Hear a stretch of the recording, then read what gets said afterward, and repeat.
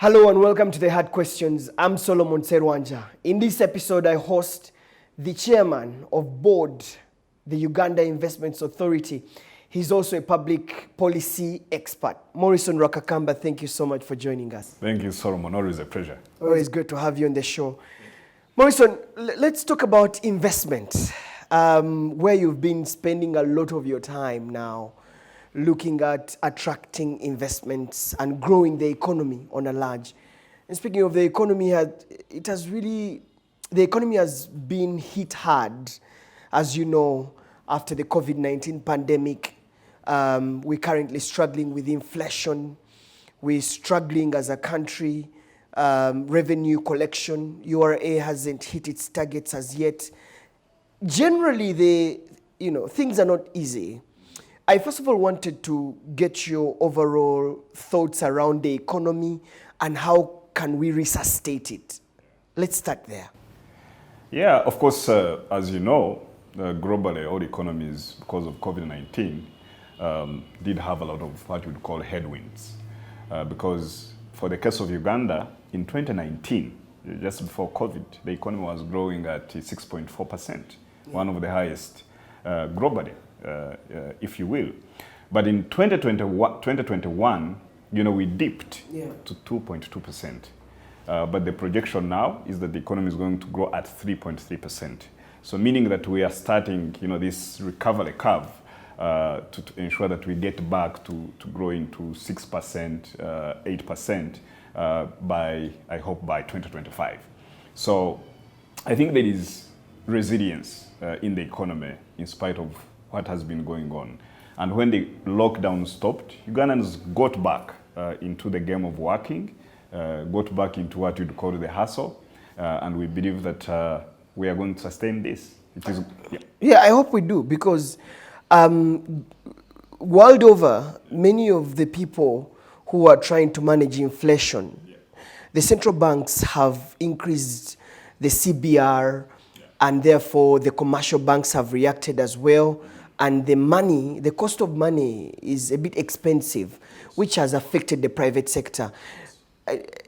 Now that I know you're very passionate about the economy and development economics, do you think that it was the right move by the central bank to increase the CBR or interest rates to mop out inflation? Absolutely. You have to mop up some excess liquidity, but also increase the production of goods and services in order to be able to stabilize the economy. But I think Uganda had different options because there was a fund. You remember I saw you speaking with Mr. Ochairap at the Ministry of Finance, where money was put into Uganda Development Bank, for instance, to ensure that manufacturers, to ensure that business leaders, to ensure that hotel owners can be able to, first of all, keep people at work and keep paying them.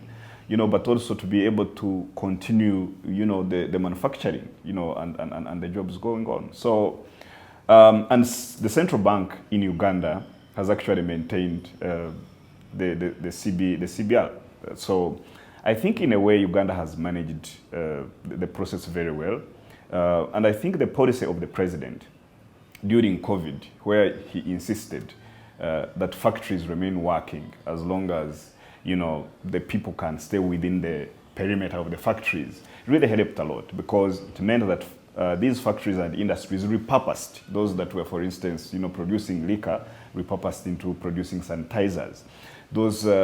So most of the goods that we used to import, and things like really soap, things like cooking oil, these factories continued producing, and I think it helped, the economy to keep a bit balanced. We didn't go into really scarcity of goods. We had a bit of inflation, but now everything is stabilizing.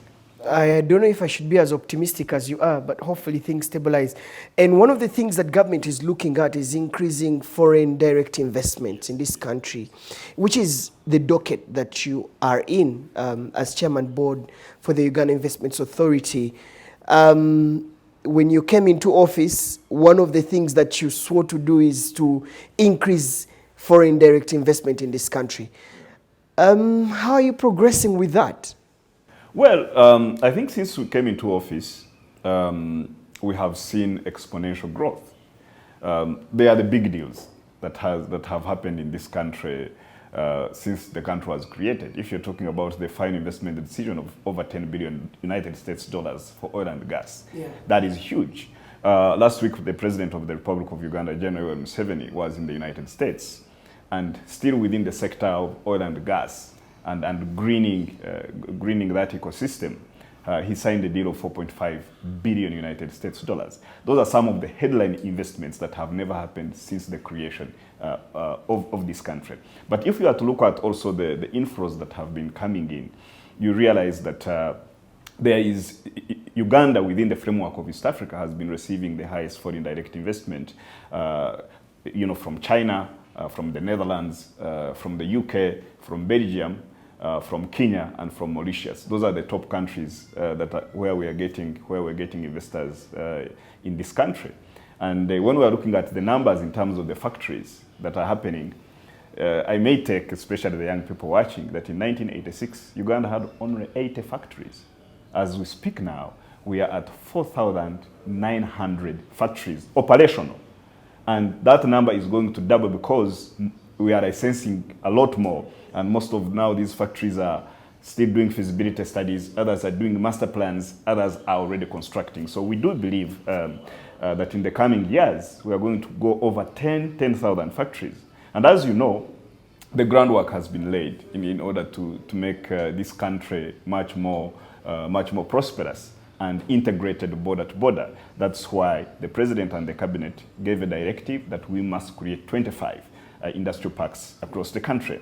And as you know, for most of last year, we've been moving around the country, getting free land, and we have managed as Uganda Investment Authority to secure over 15 square miles of industrial land. And now what we are doing is to ensure that that land is fenced up, that the feasibilities and master plans are ready, and that infrastructure, that includes industrial water, that includes industrial electricity, that includes industrial internet, that includes all those integrated services in these industrial parks in order to have plug and play, such that manufacturers all over the world can come to Soro, for instance, where we have 620 acres of land just at the border with Rwanda and DRC, can go to Yumbe, just at the border with South Sudan, can go to Padel, can go to Lila, can go to Tororo, can go into all these places and set up the factories. And our expectation is that once this happens,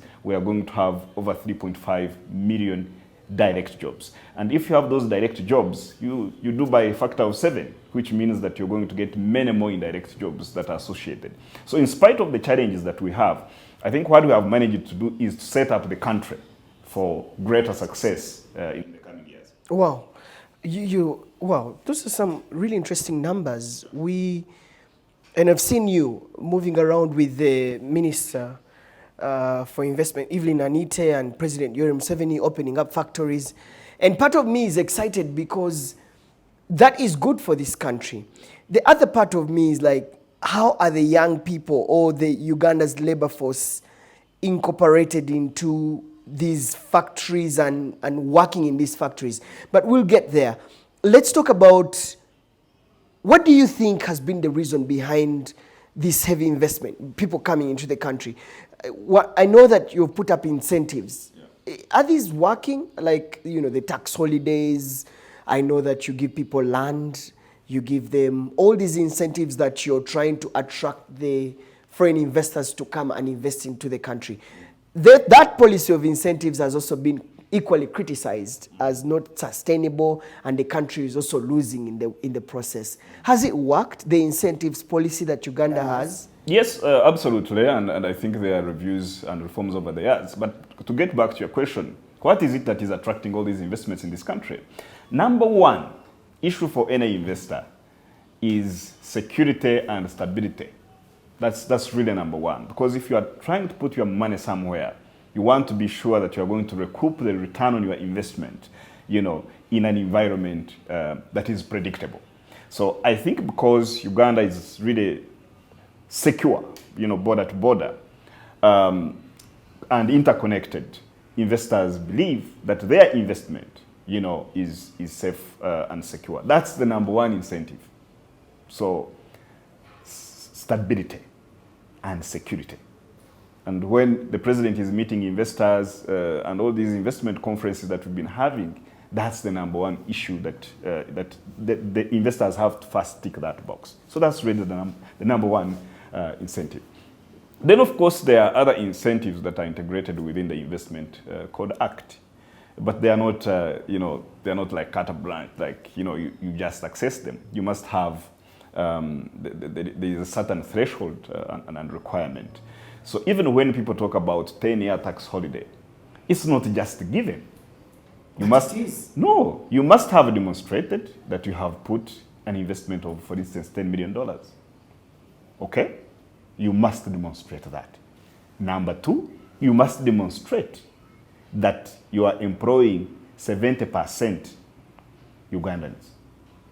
That's how you get a 10-year tax holiday. You must also demonstrate that on your payroll, 70% of your payroll is going to Ugandans.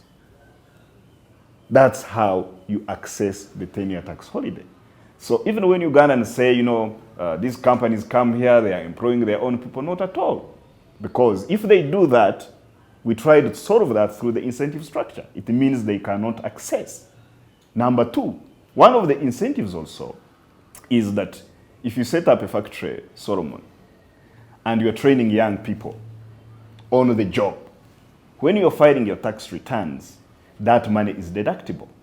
It is given back to you because you will have used that money to skill and train Ugandans. So the incentive structure is so embedded in order to pursue development of skills, in order to also pursue integration of Ugandans into this industry economy. Yeah, you've mentioned it. What we've seen is that there are those investors that come, set up and take advantage of these incentives, but then they also, through the process, end up recruiting people from out of the country to take the juicy jobs. So they leave the, jobs, the normal Juakali jobs to Ugandans. I think I have answered that question. Because you see, we don't just say in the incentive structure that, employ 70% Ugandans. We don't stop there. In the incentive structure, we also say we want to look at your payroll. Is your payroll, where you're paying salaries, money going to Ugandans? 70%, that's how you access the incentives. So it is answered. There are so many people who have come out and I think that's perception. No, but Morrison, go to Namamve Industrial Park. Yes. Talk to those young people and find out how they are treated, how they earn, the labor force that you are boasting about. And you'll find a very, different story.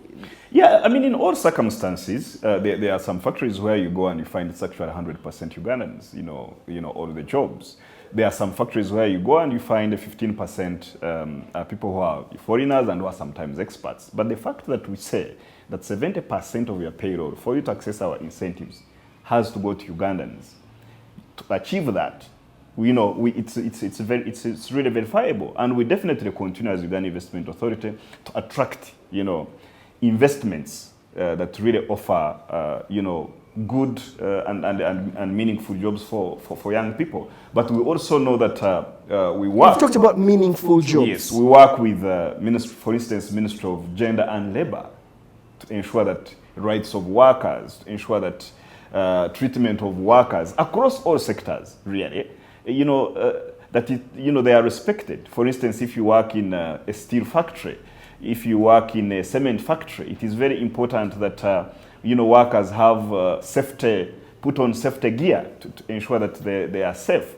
It is very important that even now, for instance, in all these industrial parks, we even now license people to put up hospitals to ensure that health facilities are in some of these industrial parks. So we are trying to really pursue. But do you go back, Morrison, as Uganda Investment Authority, to look at that? It's good to look at figures on the and the information on paper, Yeah. but really going back to say, okay, these are the so many Ugandans that this company is employing. This is the condition that they are working in. Have a one-on-one with them. How are you being treated? Are you being paid? So that it just translates into reality. The numbers, on paper, Yeah.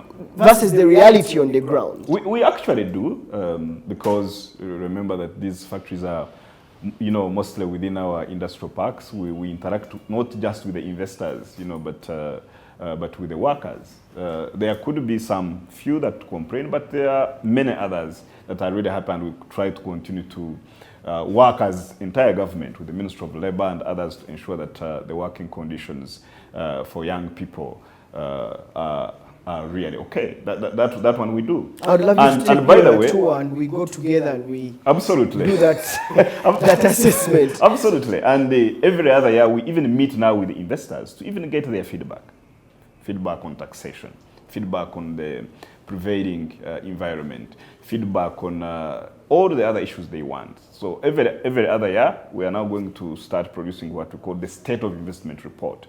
And Angelo Izama is leading that process, and we hope to publish one before the close of the year. Interesting. Let's keep it with the foreign direct investment. In October 2021, the whole conversation was about the Dubai Expo. A lot of money invested. The last time I checked, it was about 370 million shillings. That was blown in less than 2 weeks. And officials were asked to give accountability for this money. And you, as Uganda Investment Authority, in fact, you were in Dubai, weren't you? Yes. Yes, you were in Dubai, along with Robert Mukiza and the entire government in Dubai to try to, attract investors to come. How? And you had a target, right? Was it $400 million? How far have you gone with attracting these? What has been the return on investment that we put into the Dubai as a taxpayer into Dubai? And have you signed any real concrete deals?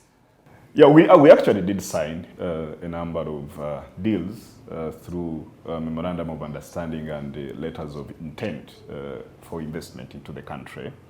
And I can report to the country that groups like Modern, you've heard of Modern groups. Modern, they are now one of the things we signed with the investment we signed with them is a sugar factory in Mayuge that is going to cost around $200 million. They are already on ground. I think you saw us in Mayuge. We also in the signing agreed with them to expand investment in their tiles factory, which is huge. It is like on 10 football pitches. If you go to Jinja, you will see Modern Tiles. We signed with Mr. Investor Ashish that deal in Dubai. Recently, we signed also with Agro Elite. Agro Elite is a huge investment arm that focuses on agriculture investments for the United Arab Emirates. They are here. You saw them in a helicopter. They went to Kisoro. They went to Zombo. They went to Bushenyi, they went to Kabare, they went to Buweru, and this one you can even verify with Mwijuche and others. So 7 sites have been, delivered to them to set up 7 factories in the tea sector.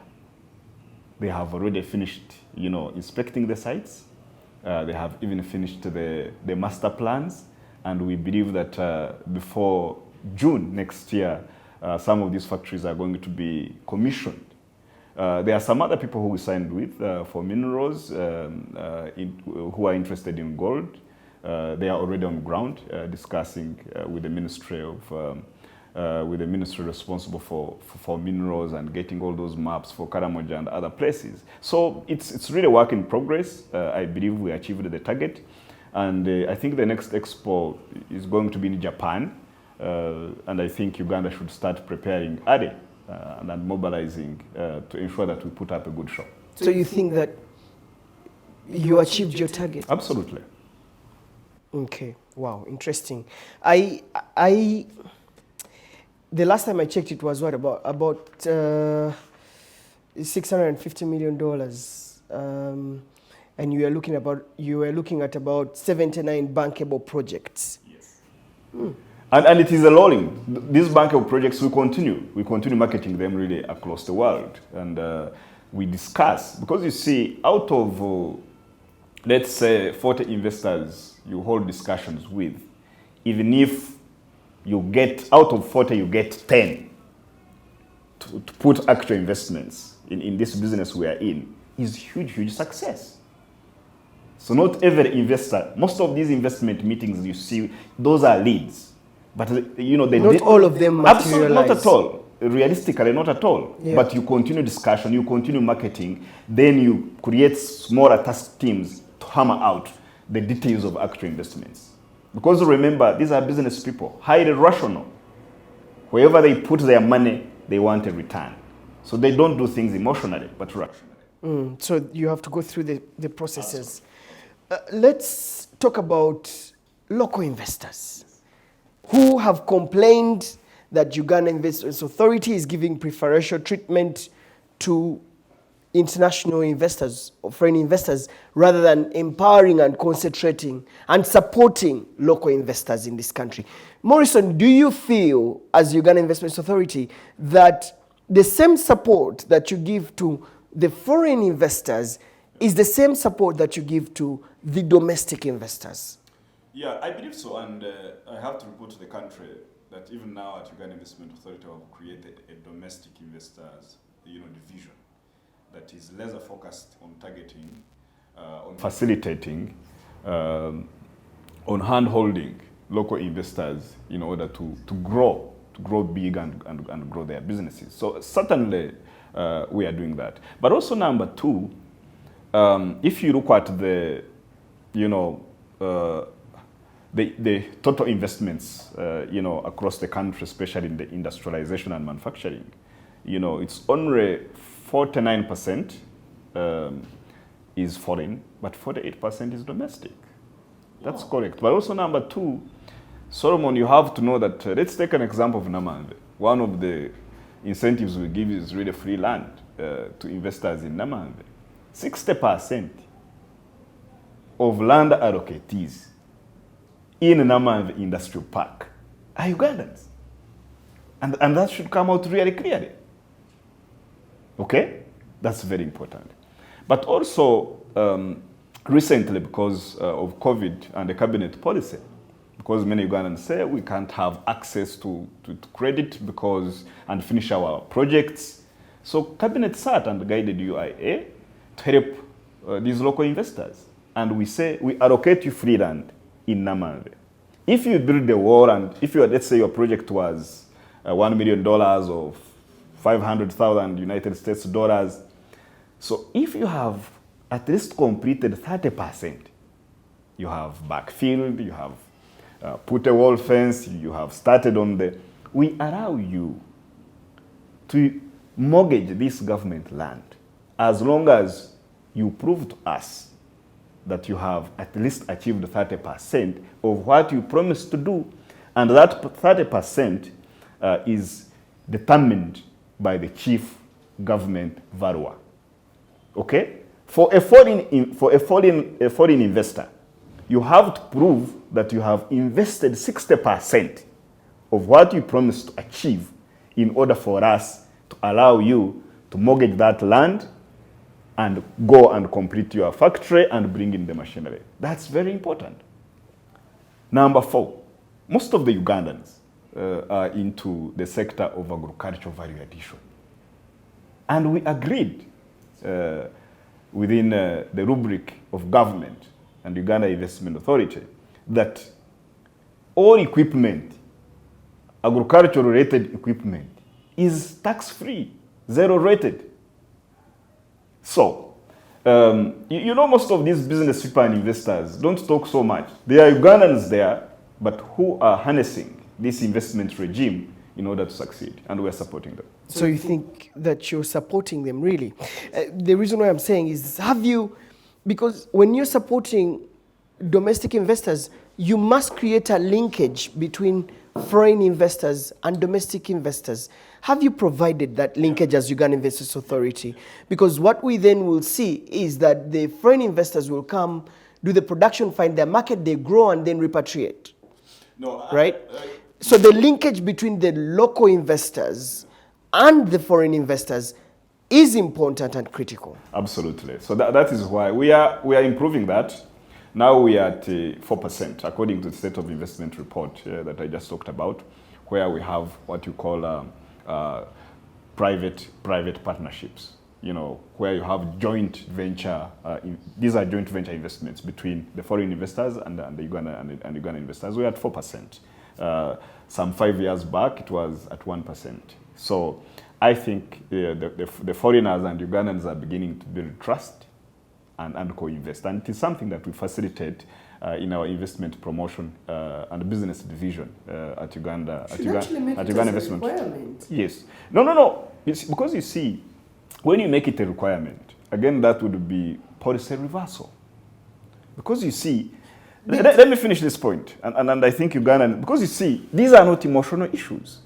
These are practical issues.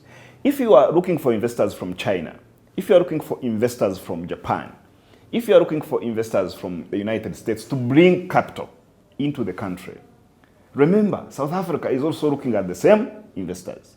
Remember, Egypt is also targeting the same investors, okay? So for me, I really don't mind. So if they come here, as long as we are saying you bring the money here, to access our tax incentives, you employ 70% Ugandans. To access our tax incentives, your payroll must reflect that you are paying money to Ugandans. And once you produce here, these become Ugandan factories at the end of the day, because as they produce, they are paying taxes to Uganda Revenue Authority. Uganda Revenue Authority brings this money into the consolidated fund. And the consolidated fund money is used to build roads, to build hospitals, to build schools. So that's how this works. But once you put a policy for you to invest here, 50% must be owned by Ugandans. No, that should be a negotiation between Ugandan investors, business people, and foreigners, and they achieve a mutuality. For us, what we do is to ensure there is a joint venture investment law that allows people to come together and develop. That is for a government. That is what you do. But you don't force it on these business people. But you see, it must be forward and backward linkages, Morrison. What do you mean? Because when you eventually do not support the local investors through that strong linkage with the international investors, then they'll be able to just work within to grow their empire. We provide the information, we create spaces. That's what I've said. That's why I said now these joint ventures are at 4%. It was 1%. For instance, last month we had the Uganda EU Investment Summit in Munyonyo, where we had a lot of investors from Belgium, from Sweden, who came down here, from the UK, who came here, facilitated by UIA and the European Union. Half of the room, we had Ugandan business people. Half of the room, there were all these other investors. And we even created what we call green deal rooms, where if you have an idea and this person is also interested in an idea, you try and hammer out a partnership. There was even a pitching by young Ugandans who had business ideas. Came, they did the pitch to the investors, in order to look for partners. So we create that environment that allows that, but you can't force it through the law. I think that is where we have a difference in thought. Interesting. Let's talk about fake investors. We had people like Akon coming to build the Akon city. The president went with him using the taxpayers' money, flew all over the country. And part of me was thinking, where is Uganda Investments Authority? Is the Uganda Investments Authority, because investors have to come through the Uganda Investments Authority, then perhaps they can be, introduced to His Excellency. By the time Akon went to the president, I am sure that the Uganda Investments Authority knew about his level of investment and perhaps thought it could be a good idea. Do you consider Akon, the Akon project, as a real project? It's just politics. And where processes really followed. Did Uganda Investments Authority okay this idea? No, you see, Solomon, let me first also clear this. Uganda's chief investment promoter is President Yoweri Museveni. That is number one. He has, since he took office in 1986, been moving around the world, attracting investors. And ACON was So for us, as Uganda Investment Authority, we operationalize. We need the president's help. We are always at his door, and he has always welcomed us with open arms. That's number one.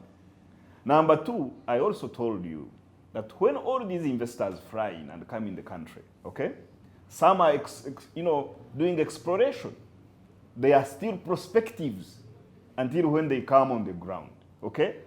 But you see, if an investor, a prospective investor has interest in the country, okay, you have to show them the country.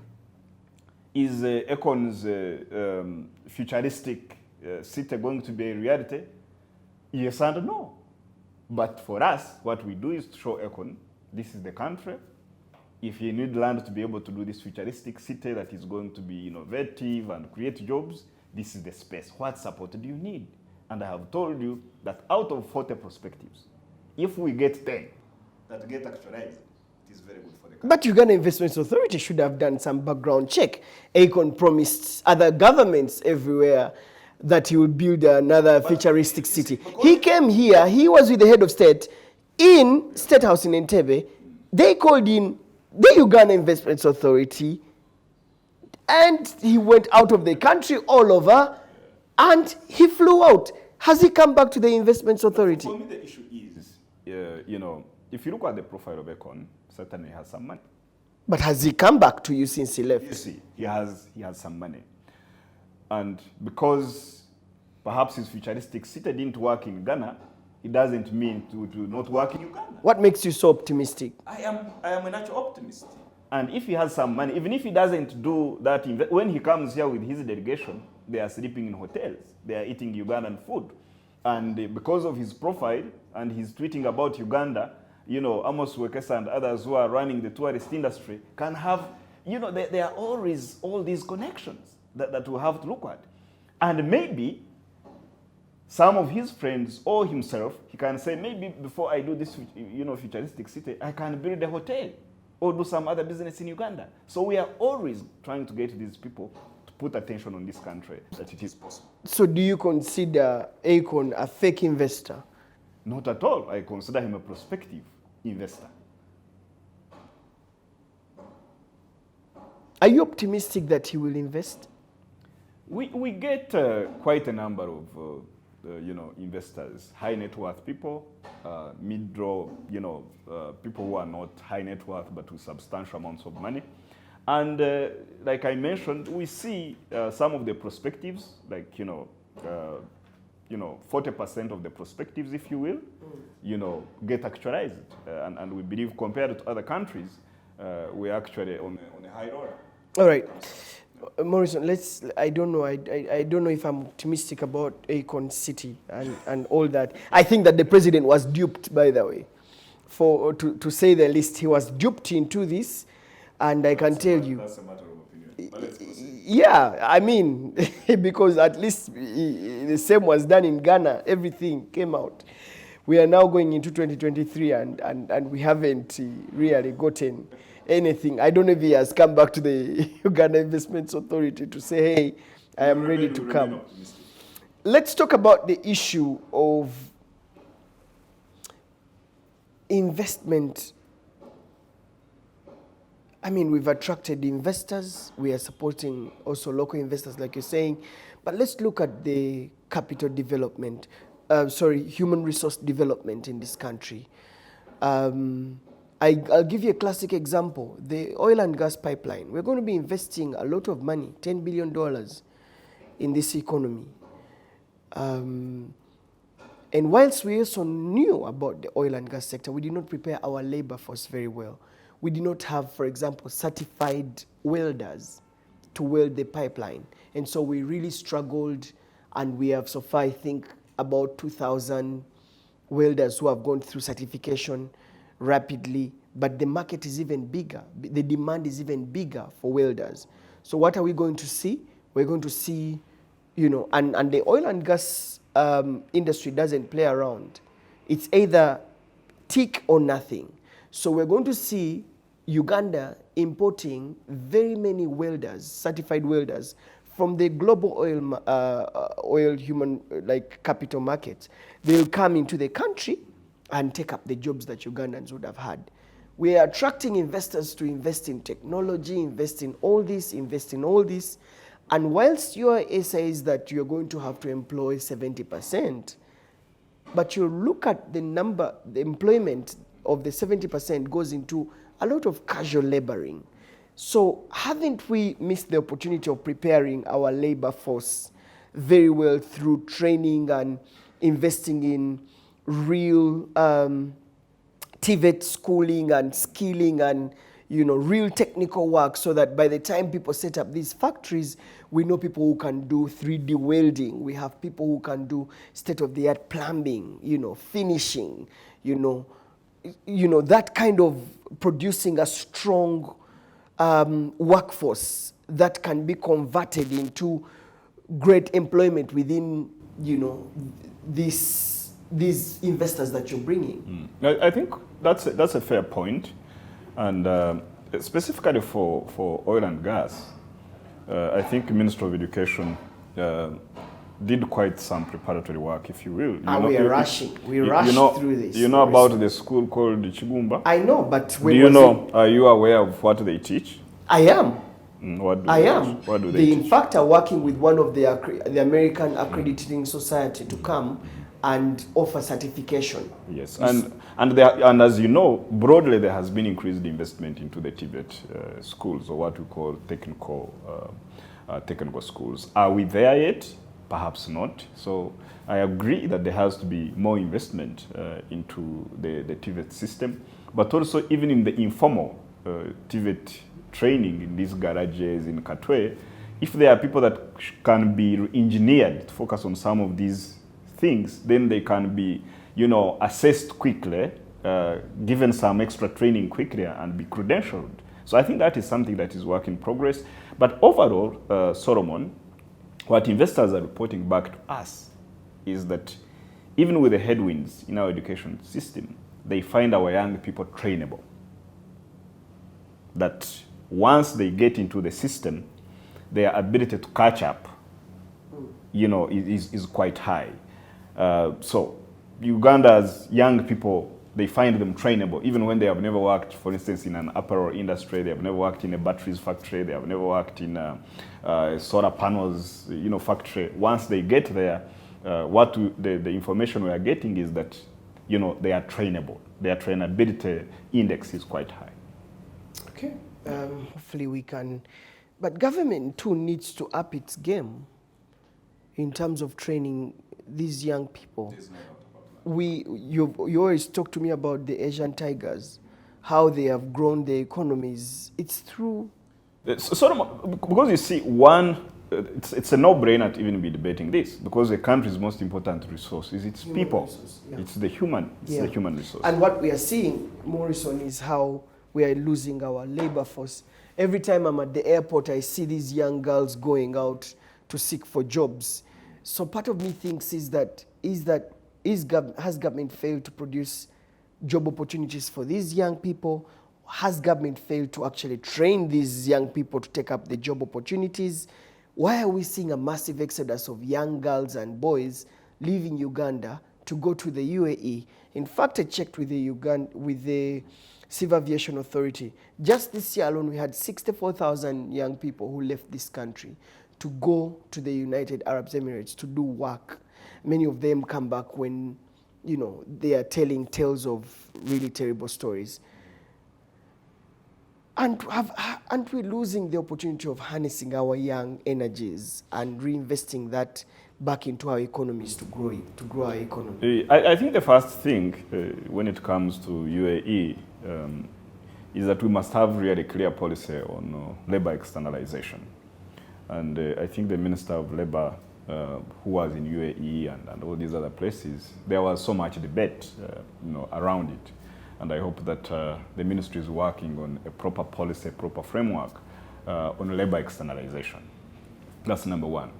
But also number two is, if you look at the money that comes into this economy, even the Kenyan economy, even all these other economies, is the remittances from Ugandans that work abroad. they send money back, whether they are in the United States, whether they are in the, it's one of the, where we get a lot of foreign exchange.